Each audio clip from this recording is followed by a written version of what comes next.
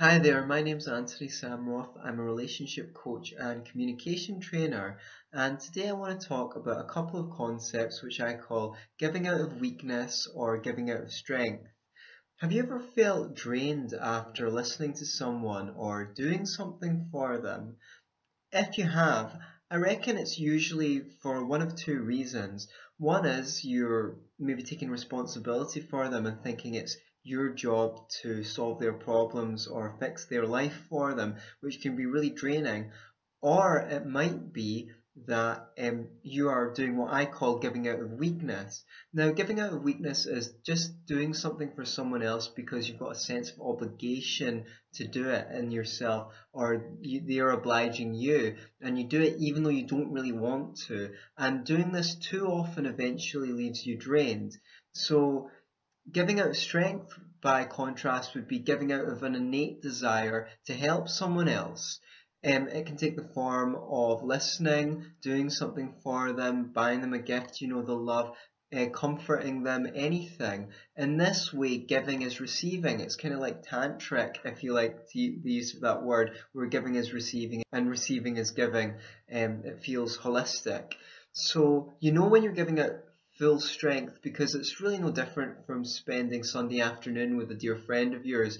You want to do it, and doing it leaves you feeling exhilarated, and it brings us closer together. We feel close. So when our friends talking about their problems and we're listening to them, we actually feel like we're sharing an intimate moment with them rather than that they're dumping all their stuff on us. If you give out of obligation, which can be a sense of duty, shame, guilt, fear of punishment, or for a reward, or expecting something back in return, you'll always end up sort of billing the other person for it. You internalize the resentment and experience some level of bitterness, which will lead you to either be passive aggressive, or you'll store it up and explode, or you'll kind of cultivate an expectation of sacrifice from them, that they'll start doing things they don't want to do in order to please you. You'll have that expectation. One ends up associating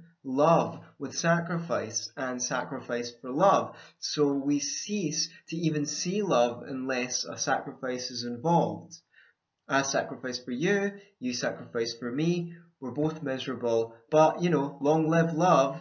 Love is not a sacrifice, it comes from the heart. So, maybe a little bit of it here and there, but too much of it is, on the whole, broadly speaking, over time, going to be kind of damaging to a relationship. So we want to kind of keep that to a minimum. Giving strength creates the greatest amount of goodwill because it asks nothing in return, it's simply its own reward. Yet we find that when we give out of strength, others want to help us in return. That's the paradox. We engender others to do the same. So know when to ask for help as well. When we choose to give out of strength and not out of weakness, we'll no doubt attract accusations of selfishness from those who seek to manipulate us into doing things we don't want to do. The funny thing is that while you might be called selfish to manipulate you, if I was to turn around to you and say, I want you to do this thing for me, even though I know it's going to make you unhappy, who would be the selfish one? What needs to be understood is why we feel like giving out of weakness at times, and why people expect this of us, and why at other times giving is so natural and easy. I have a certain view on that, and that's that when you have an unmet need, it's kind of like having a stubbed toe. It runs your life. You can't focus on anything other than that pain. Even while you might be doing some mental tricks around it, it's still running your life. Now, when you feel good, the feelings of other people become very important to you, because it's almost like that stubbed toe now exists outside of yourself, and you want to go and be attentive to it. When you feel bad, at best, you just feel bad for other people. When you feel good, you can properly care for them. I call it giving out of strength because we give best when our own needs are met, as though our own jug is overflowing with water and we can pour it into other people, and we can share what we have to give with others without it draining us.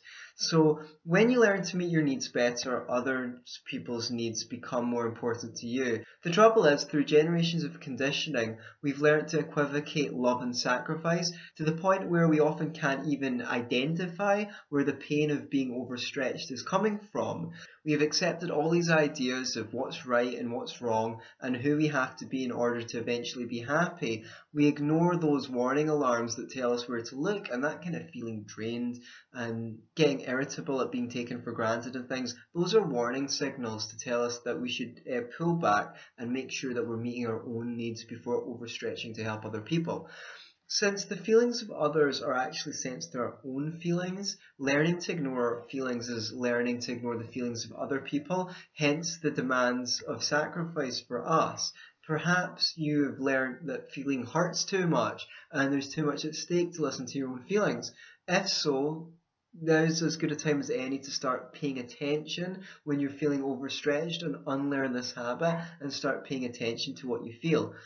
It's not only safe to feel, but it's necessary for our own self-preservation. By paying attention to our feelings, we can actually gradually learn how to feel good more often. And when we feel good, other people's feelings matter more. So learning to feel is the beginning of learning how to meet your own needs.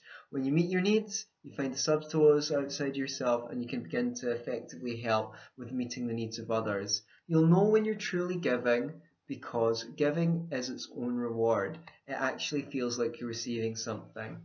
Okay, that's all for today. I hope you found this video useful. Please do me a favor and share it on social media so more people can benefit from it. If you would like to book me for a relationship coaching session, I am available internationally over Skype. It would be fantastic to hear from you. I love using what I've learned to help other people, and that's the purpose of the channel, to share my knowledge and to also make people aware that I am at their service if they need me. Check out my website at www.enrichyourlife.co. Thank you for tuning into my YouTube channel. Check out my other videos, I think they're pretty good, and I'll see you soon.